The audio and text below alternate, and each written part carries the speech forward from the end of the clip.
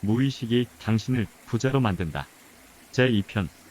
여러분, 이건 아시나요? 우리가 매일 습관적으로 사용하는 자동차는 직진하는 데에만 90%의 시간을 사용하도록 설계되어 있다고 합니다. 실제로 도로에서 차를 운전을 할 때 좌회전, 우회전도 있지만 거의 90% 정도를 직진한다고 합니다.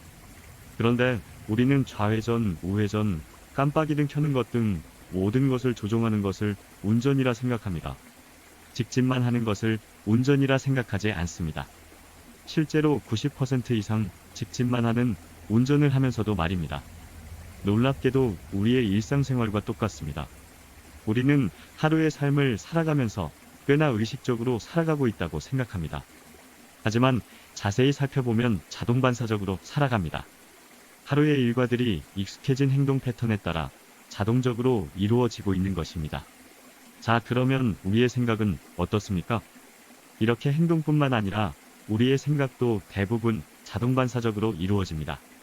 무언가 새로운 생각을 떠올리기보다는 늘 해왔던 대로 반응을 합니다. 거의 80% 정도는 어제 해왔던 행동들을 한다고 합니다. 바로 이것이 습관대로 사는 우리네 삶의 모습입니다. 습관은 의식이 아닌 무의식이 통제하는 영역입니다. 그래서 우리 인간은 의식적으로 노력하지 않으면 어제와 똑같은 오늘을 사는 것입니다. 우리의 인생도 그렇게 습관대로 살다가 무의미한 종말을 맞게 되는 것입니다.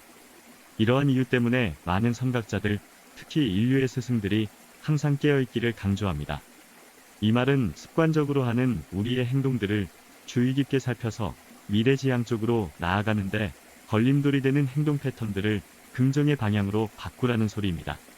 만약 우리 삶의 대부분의 시간을 잡아먹는 것이 무의식이라면 그 무의식이 어떻게 작용하는지를 이해하고 유심히 살펴보고 적절히 활용하면 우리가 의식적으로 노력하지 않고도 훨씬 쉽게 우리네 인생을 바꿀 수 있지 않을까요? 일반적인 직장의 삶을 생각해 볼까요? 하루 대부분의 시간을 우리는 일터에서 보냅니다. 일터에서 보내는 시간 동안 자신과 맞지 않는 일을 하느라 끊임없이 긴장하고 죽을 둥 살 둥 힘을 쏟고 노력을 해야 합니다. 그야말로 의지의 힘으로 버텨내는 것이죠.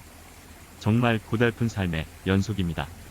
목구멍이 포도청이라 안 할 수도 없는 노릇이고요. 근데 만약 이런 의식적인 노력을 하지 않고도 습관처럼 자동화가 된다면 그 일을 쉽게 할 수도 있으며 실수하는 오차의 범위도 줄어들게 되니까 좋은 성과도 올릴 수가 있습니다. 이렇게 되면 우리의 삶이 얼마나 편할까요? 그렇게 절약된 의식의 힘을 의미 있고 가치 있는 삶에 재사용할 수 있으니 매우 효율적인 삶을 살게 될 것입니다. 굳이 우리 삶의 모습을 의식적으로 관리하고 감시하지 않아도 우리의 무의식이 의식의 동작 패턴을 익힌 후 자동적으로 돌아가도록 프로그래밍해 놓으면 얼마든지 가능한 한 일입니다. 바로 이것이 제가 무의식을 강조하는 이유입니다. 예를 들어 의식과 무의식을 설명할 때 많이 드는 예가 있습니다.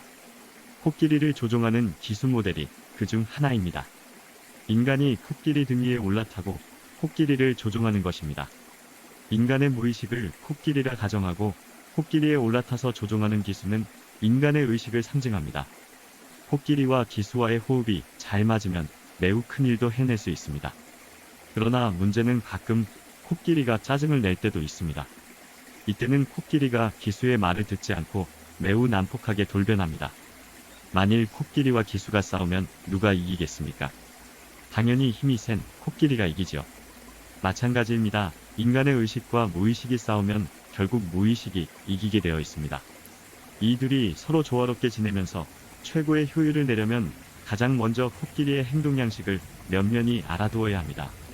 이와 같이 우리 인간이 자신의 무의식에 대하여 이해하고 무의식의 상태를 잘 살펴보아야 합니다. 그리하여 무의식을 잘 다룰 수 있는 최상의 알고리즘을 찾아내는 일을 의식이 해야 할 일입니다. 우리 인간 각자 개개인의 무의식은 중요한 것을 재빨리 알아채는 능력이 있습니다. 그런 것을 얻거나 피할 수 있도록 우리의 행동을 유도합니다. 그리고 이것은 우리가 의식하지 못하는 순간에 이루어지기도 합니다. 예를 들자면 전에는 가보지 않은 길을 처음으로 들어서면서 자신이 필요했던 물건을 득템한 일, 평소에 하지 않았던 행동을 해서 좋은 결과를 얻었던 일 등 이런 일들은 우리가 흔히 운이 좋아서 그렇게 된 일이라고 치부합니다만, 사실은 우리가 평소에 의식하지 못했던 우리 내부의 무의식이 작동해서 우리의 의식이 그쪽으로 자연스럽게 행동하게끔 유도를 한 것입니다. 따라서 우리는 인생을 살아가면서 원하는 답을 찾고 싶다면 우선 내가 어떤 사람인지, 내 무의식이 어떤 것을 제일 좋아하고 선호하고 어떤 것에 잘 이끌리는지에 대해 정확히 파악해야 합니다. 그리고 내 삶에서 무엇이 중요하고 반대로 중요하지 않은 것은 무엇인지를 명확히 구분해서 무의식에게 잊어버리지 않도록 반복해서 가르쳐줄 필요가 있습니다. 이것을 자기암시라고도 하며, 이것에 대한 연습 방법은 구체적 그림을 그려 자꾸 눈으로 익혀 머릿속으로 상상하게 만드는 것입니다. 바로 이런 것들이 이지성 작가의 꿈꾸는 다락방에서 말하고 있는 주제이기도 하며, 왓칭이란 책에서도 세계 유명 과학자들이 말하고 있는 논리이기도 합니다. 세계적인 베스트셀러인 시크릿의 핵심 원리도 이와 같은 것입니다. 나에게 중요한 것이 무엇인지 구체적으로 나의 무의식에게 생생하고 자세하게 알리면 그 무의식은 어떻게든 그것을 끌어오려고 작동할 것입니다. 이게 바로 부의 끌어당김의 법칙입니다. 이제 우리 구독자님들도 무의식의 능력을 활용하여 부의 끌어당김의 법칙을 이용하면 어떨까요? 오늘은 여기서 이만 줄일까 합니다. 모두들 행복하십시오. 감사합니다.